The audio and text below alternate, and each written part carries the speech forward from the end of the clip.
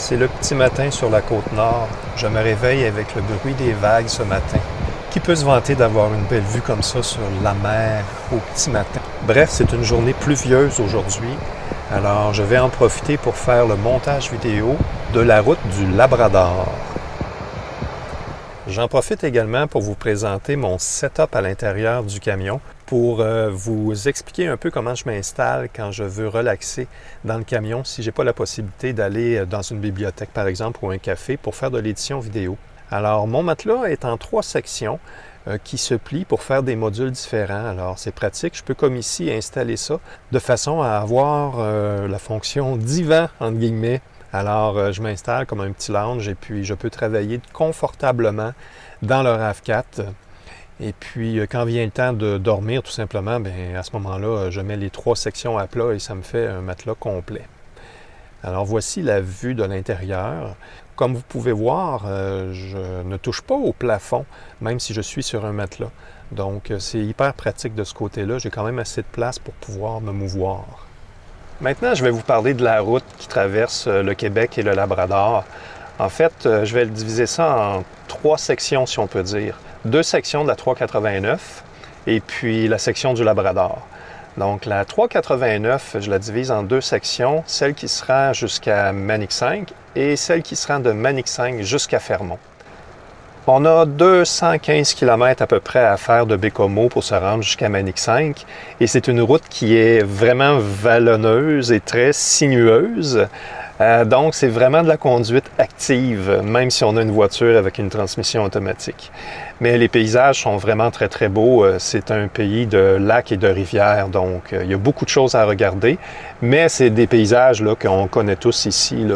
C'est la forêt de feuillus et on n'est pas du tout dans la forêt boréale à ce niveau-là. La forêt boréale commence vraiment au niveau de Manic-5. Le barrage de Manic-5 commence à faire son âge, comme vous pouvez voir. Il a été construit pendant 20 ans, entre 1950 et 1970. Et la voûte centrale pourrait même contenir, tellement elle est haute, contenir le 1 Place Ville-Marie du centre-ville à Montréal. C'est pour vous donner une idée de la grosseur du barrage. Une fois le barrage de la Manic-5 franchi, il nous reste 350 km à parcourir avant d'arriver à Fermont. Sur les 350 km, on a 2 sections de gravelle. La première section de gravelle de 100 km commence tout de suite après le barrage de Manic-5 et c'est une section qui est quand même assez bien entretenue parce que c'est près du barrage.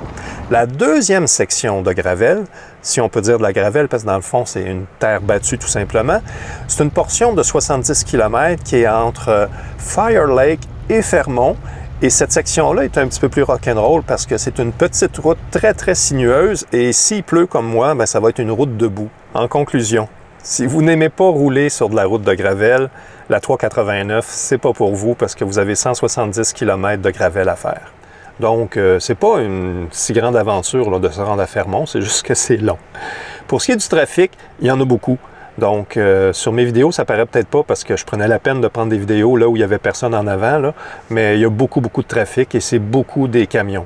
Évidemment, ils transportent du matériel pour les mines qui sont situées à Fire Lake et à Fermont.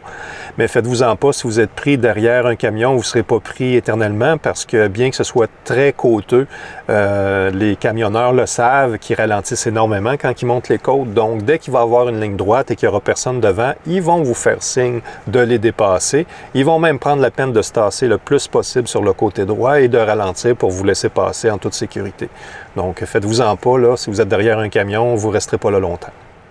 Pour ce qui est du tourisme, il ne faut pas penser que la route 389, c'est une route qui a été pensée pour qu'on puisse s'arrêter sur le bord de la route et avoir des points de vue et prendre des photos ou quoi que ce soit.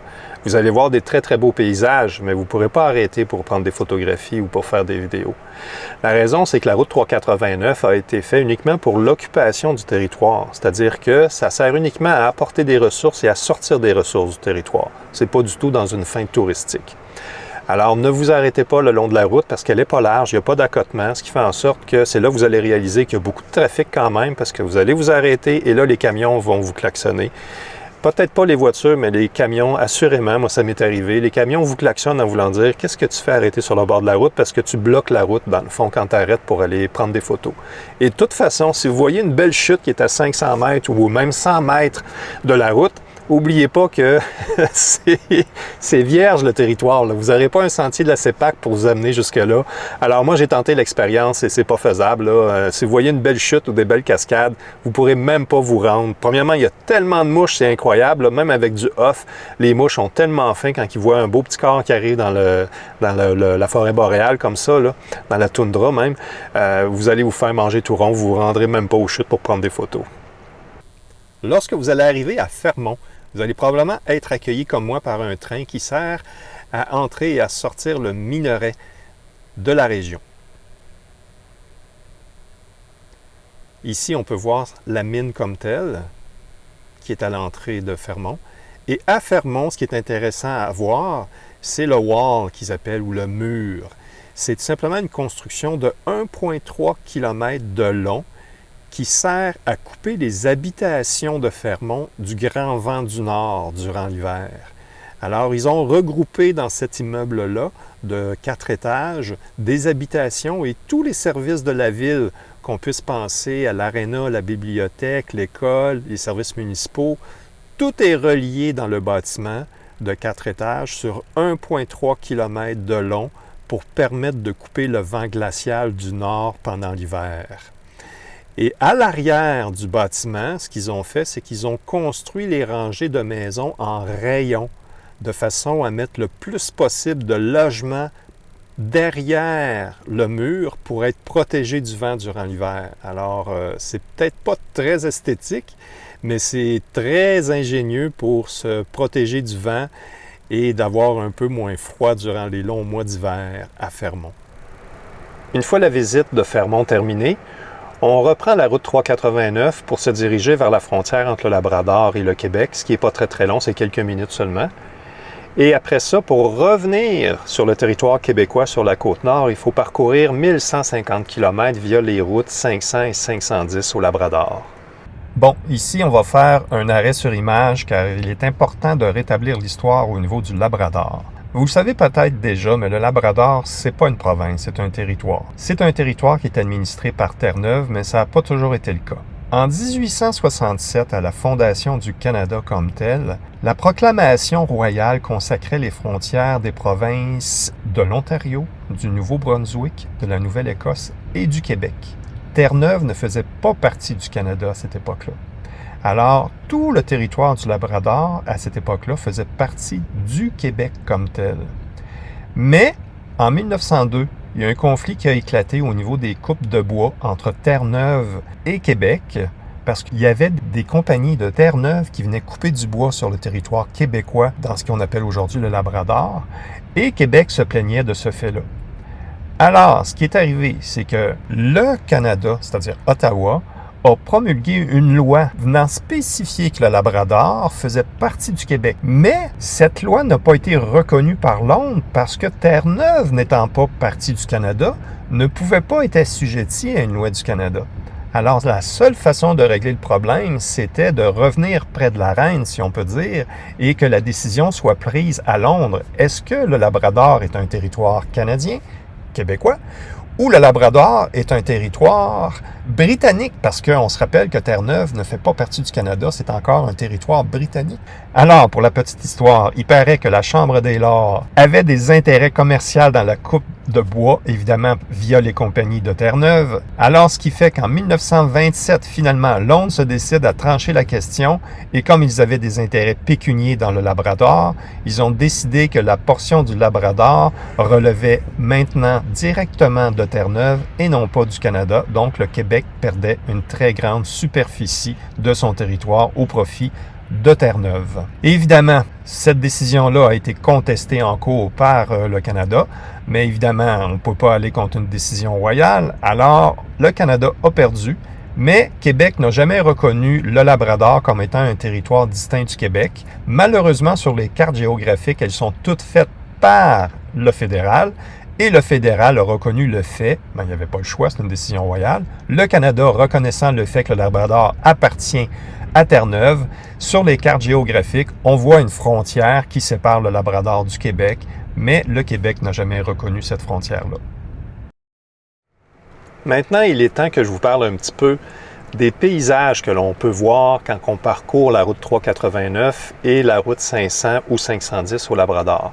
Et là, j'insiste sur le fait que je vais vous parler de ce qui se retrouve après Manic 5 et jusqu'à ce qu'on sorte du centre du Labrador. Parce que avant Manic 5, c'est des paysages qu'on connaît. Et une fois qu'on sort du centre du Labrador, qu'on arrive sur la côte, eh bien, c'est les paysages de la côte nord, comme au Québec. Et ça, j'ai une vidéo séparée. Par contre, ce que je vais vous présenter maintenant, ce sont les paysages qu'on peut rencontrer au niveau de la forêt boréale et au niveau de la toundra comme telle.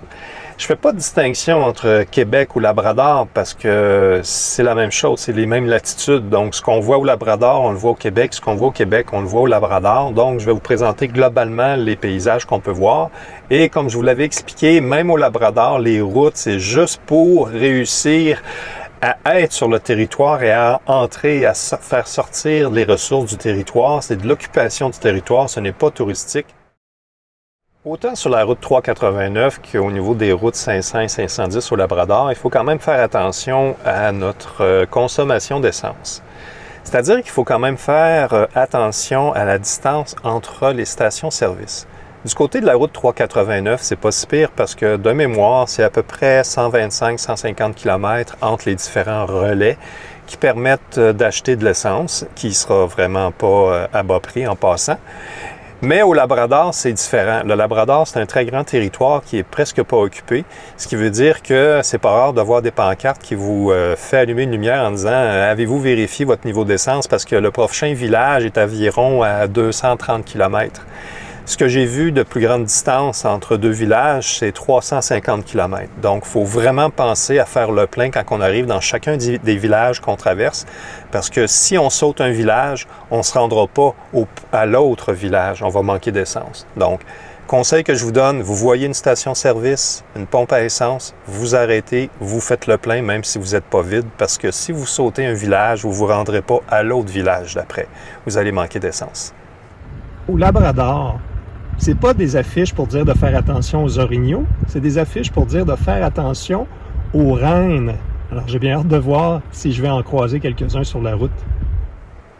Un fait intéressant au Labrador, le centre du Labrador, encore une fois que je vous explique, les territoires sont tellement vastes, les distances sont tellement grandes entre les villages 200-350 km que les gens de la place, quand ils se croisent sur la route, premièrement, c'est rare qu'on croise quelqu'un. Un fait anodin, c'est que j'ai passé 2 jours au Labrador et en 2 jours, en avant de moi ou derrière moi, seulement à 4 occasions, il y a une voiture que j'ai rattrapé une voiture ou qu'une voiture m'a rattrapé. Oui, à l'occasion, on croise des gens et c'est là qui est intéressant, c'est que les gens vous envoient la main. Alors, la première fois que quelqu'un m'a envoyé la main, je me suis dit, mais mon Dieu, pour qui elle peut bien me prendre? Je ne suis pas de la région. Mais j'ai réalisé que c'est comme ça à chaque fois, c'est que les gens de la place sont comme tellement heureux de croiser quelqu'un qu'ils envoient la main. Alors, gênez-vous pas, faites un signe de la tête ou envoyez la main et les gens vont être bien contents.